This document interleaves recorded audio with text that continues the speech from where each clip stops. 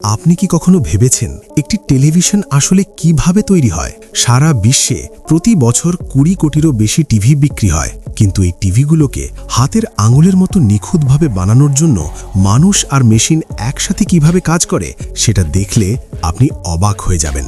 আজ আমরা আপনাকে নিয়ে যাচ্ছি একটি বিশাল এলইডি টেলিভিশন ফ্যাক্টরিতে, যেখানে আমরা দেখব কিভাবে কাঁচ থেকে শুরু করে এলইডি লাইট, মাদারবোর্ড আর ফ্রেম সব একত্রিত করে আপনার টিভি তৈরি হয়।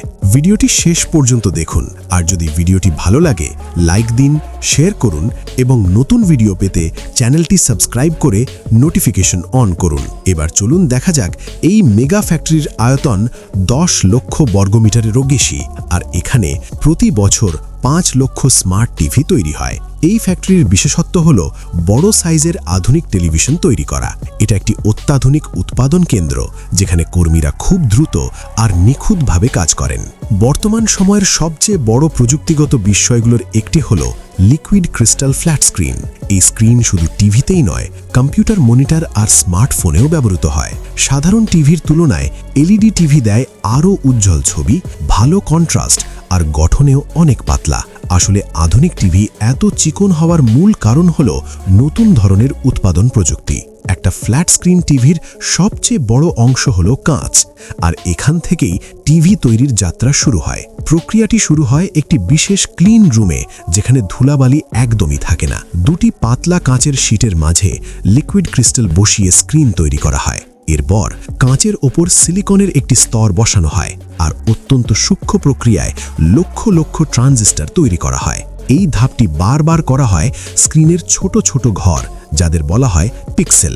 অন্য কাঁচের শীটে তৈরি করা হয় লাল, সবুজ আর নীল সাব পিক্সেলের রঙিন ফিল্টার। এরপর অল্প অল্প করে লিকুইড ক্রিস্টাল ঢুকিয়ে দুটি কাঁচ একসাথে জোড়া লাগানো হয়। এরপর বসানো হয় এলইডি লাইট। এই মেশিনগুলো খুব নিখুঁতভাবে এলইডি বসায়। চ্যালেঞ্জ হলো এত বড় স্ক্রিনে আলো সমানভাবে ছড়ানো। এর সমাধান হিসেবে ব্যবহার করা হয় এক ধরনের স্বচ্ছ প্লাস্টিক, প্লেক্সিগ্লাস, যা আলোকে পুরো স্ক্রিনে ছড়িয়ে দেয়। এরপর একটি রোবট স্ক্রিনটিকে লাইট স্ট্রিপের উপর বসায় এবং যোগ করে দুটি বিশেষ অপটিক্যাল ফিল্ম, যা ছবিকে আরও উজ্জ্বল আর রঙিন করে তোলে। উচ্চ চাপের প্লাস্টিক ইনজেকশন মেশিনে টিভির সামনের ফ্রেম তৈরি করা হয় বিভিন্ন সাইজ অনুযায়ী। স্ক্রিন প্রস্তুত হলে ফ্রেম লাগানো হয়, কিন্তু বিদ্যুৎ ছাড়া লিকুইড ক্রিস্টাল কাজ করে না। এই বিদ্যুৎ নিয়ন্ত্রণের জন্য ফ্যাক্টরিতেই তৈরি হয় টিভির গুরুত্বপূর্ণ বোর্ডগুলো। Main board, power supply board, এইগুলোই টিভির মস্তিষ্ক। এগুলোর ভেতরে থাকে জটিল সফটওয়্যার আর অ্যালগোরিদম, যা নিখুঁত ছবি আর শব্দ নিশ্চিত করে। এছাড়াও থাকে control board, remote receiver board আর ওয়াইফাই বোর্ড। হাজার হাজার মাদারবোর্ডে একটির পর একটি ছোট ছোট যন্ত্রাংশ বসানো হয়।